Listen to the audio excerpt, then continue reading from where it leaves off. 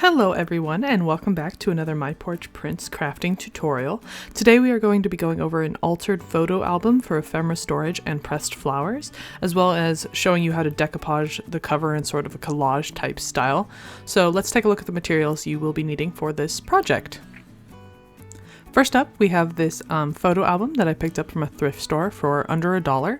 It's got some scuffs on the cover, but it doesn't really matter because we will be covering it up anyway.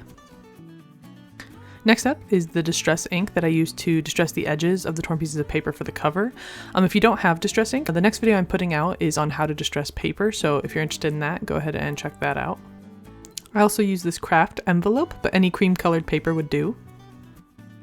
For the cover, I went ahead and used this label holder and these brads to make a makeshift book plate. There will be a link in the description below to this hardware and other items used. Next up, we have Mod Podge, which is what we will be using to decoupage the cover. You can get this at any craft store or online, as well as some grocery stores like Walmart. We also have clear gel tacky glue. Again, you can get this online or craft stores and also Walmart. And since this tutorial is focusing on ephemera storage and pressed flowers, we went ahead and made these labels specifically for this project as a freebie for everyone to use in their own projects. You can get this freebie on our Facebook page by joining our Facebook group and just downloading it from the link posted there. Next, we have these fussy cut Woodland Flora pieces of ephemera that I used on the cover as well as inside of the photo album in place of like dried flowers. And another thing you could use instead of dried flowers if you wanted your book to still have a floral look would be these layered flower papers, which are also available on our Etsy shop. But since it's spring, I was able to get a hold of a couple of dried flowers to use in mine as well. Next up are these botanical flower journal pages. I ended up using these behind the book plate on the cover. I was originally going to use them to decoupage, but I didn't really want to tear these up because I thought they would be really pretty in another project. So I ended up just using it for the book plate, but you could use it however you'd like. And for the tabs on the pages of the photo album, I used these botanical word tags. I just cut them out and glued them to the pretty floral backdrop that came with the botanical words anyway, and I actually ended up loving how these turned out, and I had a lot left over, so you might see those in other projects going forward.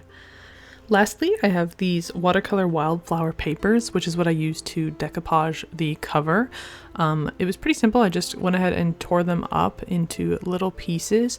I found that tearing them in sort of a circular motion rather than straight across gave me more varied shapes and sizes so that they didn't look too uniform on the cover when I was pasting them down.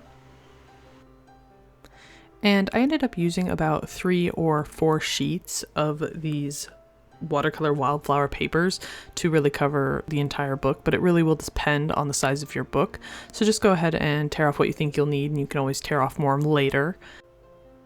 And I found that when I layered the paper on top of each other, it was kind of hard to see that they were different torn up pieces, so I went ahead and inked the edges of mine, and I ended up really liking how it looked. However, if you do use any kind of staining process on the edge of your papers, just keep in mind that Mod Podge will kind of smear the ink around a little bit if you don't let it dry. So I ended up kind of liking it. It gave my book sort of an antique appearance, but if you don't want anything smearing, maybe just be cautious of that. And so now that we have all of our materials assembled, we're going to go ahead and put some Mod Podge in a bowl and start pasting on the little pieces of torn up paper. So you're going to start with just a little bit of Mod Podge. You don't need a ton. You don't need to cover the whole page right away. Just start with a little section of it, and I tend to be a little bit of an impatient crafter, so I went ahead and painted the Mod Podge on and then stuck the piece on top and then painted Mod Podge over the top, which is the decoupaging process. However, if you don't wait for the bottom layer to dry, you will sometimes get air bubbles in the paper, which I think you can see in this part of the video here in a little bit. But I ended up not really minding them. I found that when I used a bone folder, I was able to kind of press most of them out, and they kind of gave the cover a bit of an interesting texture that I didn't mind so much. However, if you are somebody who really hates air bubbles in your paper, I would recommend painting on the layer of Mod Podge, putting the paper on top and letting it dry first before sealing it in with a second coat on top of the paper. You should have less air bubbles that way, and it should look a lot smoother if that's the look you're kind of going for. You can also use a bone folder or a ruler to press out any wrinkles that do show up. But yeah, this is what the cover looked like when it was done. For the edges of the paper, I just went ahead and took small pieces and just wrapped them over the edge and glued them on either side. I found that it was easier to take longer pieces to wrap over the edge rather than trying to use small pieces or wrap pieces from the cover over the back part. It just kind of worked out a little bit better this way. For the spine, this was a little bit trickier. I ended up using my bone folder to push the edges in. If you can find a book that doesn't have a seam like this, and I know there were several because I grabbed a few of them, but I ended up really liking the way this binding looked, so I wanted to use this for my book. When you're done, it should go pretty smooth, kind of like how it is on the cover here. And for the inside of the spine, I went ahead and found kind of triangular shaped pieces that went from wide to thin, and I just pasted them inside and folded them over the top, same as how I did with the side. I just found that the triangle shape kind of made the process a little bit easier, and I just used my fingers to pinch things into shape. So I ended up getting quite a bit of glue on my fingers, but that's all right. We're all crafty here, so I'm sure everybody's used to it. And using the bone folder, I'm just going to go ahead and press that edge down to kind of make it smooth. Use my fingers a little bit as well. Making sure everything's just kind of laying how I wanted it to. I'm going to go ahead and cover up any spaces that are still showing.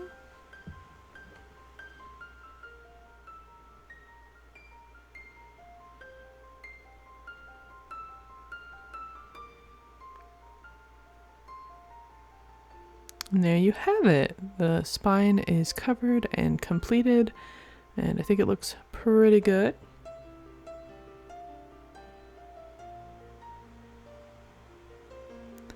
When it comes to this little spine that was in here, I just went ahead and slid the pieces underneath it and glued it down that way. I don't know if every book would have something like this, but just in case it does, it's not too hard to press it under and just seal the top with a little bit of Mod Podge. When you're done, the inside should look something like this.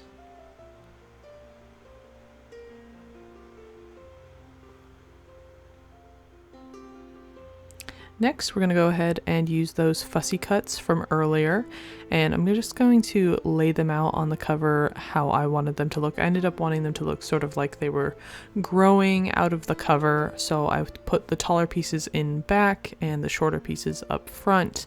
I went ahead and sort of just laid them out how I thought they should look beforehand.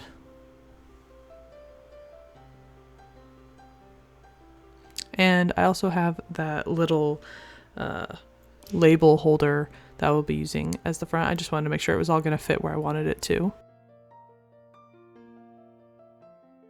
So we're going to take our Mod Podge again to help seal the fussy cuts to the cover. It doesn't take very much because there's only a few of them. And I'm going to take them off and sort of lay them down how I had them on the cover in a layered style so I don't forget where they go. And I'm just sealing them down and then doing another layer over the top to seal them to the cover, same as how we did all of the decoupaging for the outside of the book.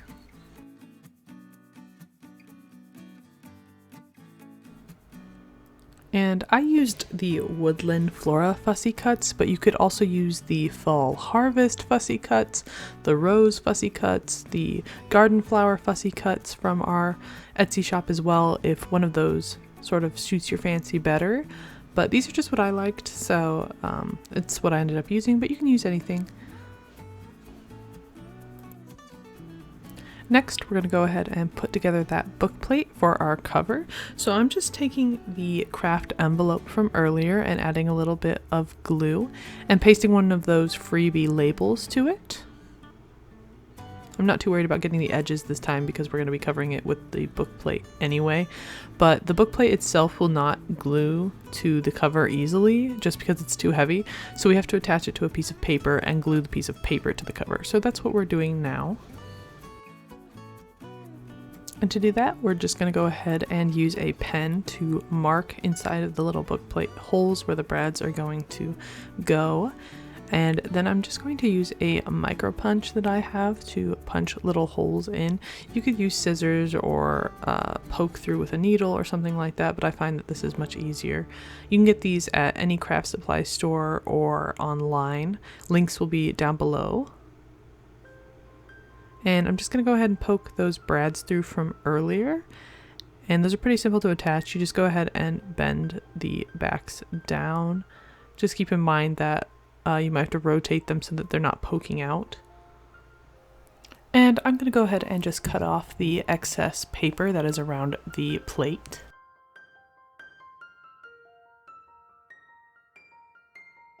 And I decided that the book plate still was a little too simple and I wanted to give it a bit more interest. So I went ahead and grabbed those Botanical flower journal pages, and I chose the dandelion one because it had some leaves sticking out of it and I thought it would look a little bit more interesting on the cover to have some of that texture there separating the yellow paper from the somewhat yellow cover.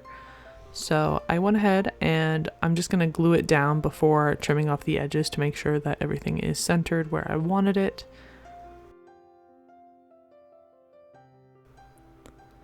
And I also ended up using a corner round punch to take off the corners, and this is what that looked like when it was all finished. I'm actually really happy with how this turned out.